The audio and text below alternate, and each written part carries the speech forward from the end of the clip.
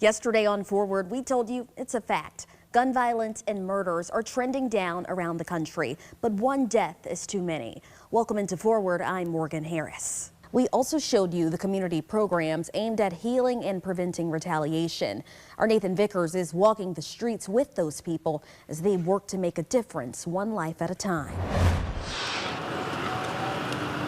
To walk a mile in someone else's shoes. A lot of times we walk and talk, and we're engaging with the community. Means meeting people where they are. And might not be the community that will call us, so we're just telling them resources that the county government has, and also ways you can contact the police on certain kind of issues. We met Sergeant Brandon McCrary and Tom Crease in North St. Louis County earlier this year to talk about the work they've done to engage communities. Part of a new way of thinking about crime in the region, looking at clusters of people who are most at risk for committing crimes. What the data shows and what the engagement shows is that's a very small group of individuals who are driving that violence. Here's an example. We talked to them a few weeks after a shootout near the Lewis and Clark Library branch. Part of the situation that happened was when there was the exchange of gunfire, a lot of individuals don't recognize or take into account that the bullet keeps moving regardless of where you shoot it. And obviously we can see some of the damage here that happened with the library. Crease and his team responded to that incident by talking with employees, patrons at the library, and anyone else who might have been impacted. Just talked about the situation with a lot of these individuals who work here is first time experiencing that level of an experience, and talked about kind of the trauma that is associated with it, kind of the process and the working through it and the stress. Often the response is about preventing retaliation. Each person's needs are different. So if they are like, hey, I'm struggling with this, I may want to try to retaliate because I'm angry and frustrated.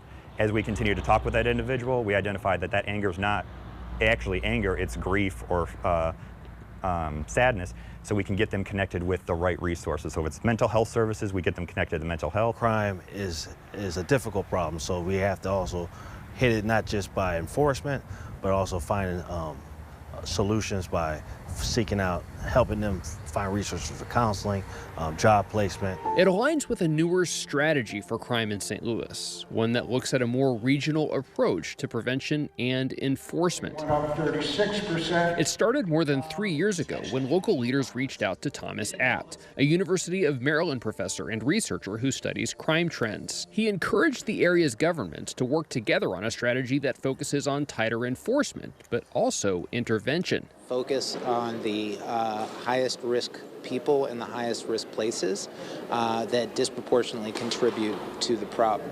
The second is be balanced. There has to be both carrots and sticks. There has to be law enforcement, but there also has to be supports and services. Crease has been part of that conversation, working to address crime across county, city, and state lines. Take the city of St. Louis, for example, which reported last year that around 30% of homicides in the city involved either a victim or a suspect from outside the city. As the experts from across the country came in, and just kind of what we know as a whole for St. Louis County and the St. Louis region is that crime doesn't stop at a particular border, it doesn't stop at a zip code or anything like that.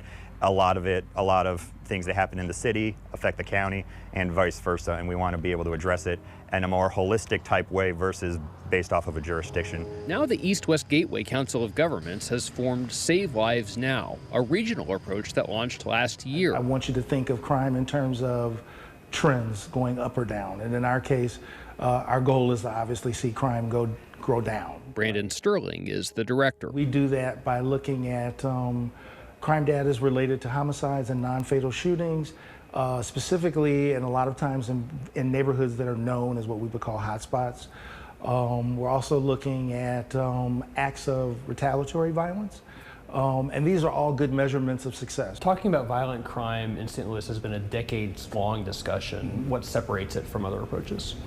It's not just about policing. It's about some preventive action and also being very clear about our willingness to hold them accountable if they don't make different choices. Save Lives Now uses 3 preventative tactics: focused deterrence, where law enforcement makes consequences clear to potential offenders; cognitive behavioral theory, which helps connect people to services like trauma counseling; and street outreach teams that can intervene in escalating conflicts. There are lots of things that increase the quality of life for the average citizen that we take for granted.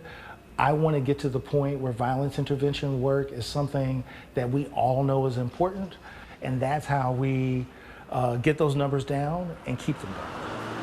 Part of that intervention involves people like Lisa Lagrone, who runs a violence prevention group called Safe Streets, Safe Neighborhoods. You know, we work in the neighborhoods. If we hear there's some problems going on, we try to go and help, you know, de-escalate, intervene. Lagrone and her team can engage with people at risk in a way others can't and work across city and county divisions. My job is kind of like to make sure that they understand that this is nothing that we want. This is just something that we have. Shootings are not just St. Louis City problem.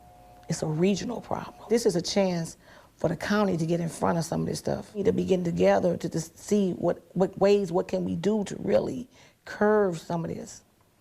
You know, the police, you know, they're doing a good job, I guess. You know, I think they're doing a good job.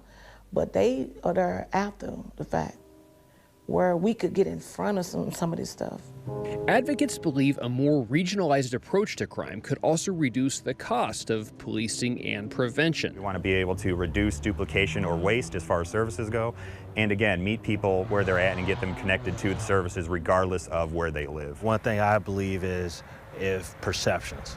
So I want people to perceive that their area is safe, no matter what zip code it is. And Crease believes the strategy is already paying off. As crime trends downward in the region, they see every intervention as a step forward. It's not bad communities, just a different type of way of looking at an individual in crisis or an individual in a high level of stress or at a different community, and also hold them accountable. We want to support our community as a whole and not dismiss or let those fall through the cracks who may need more support than we need.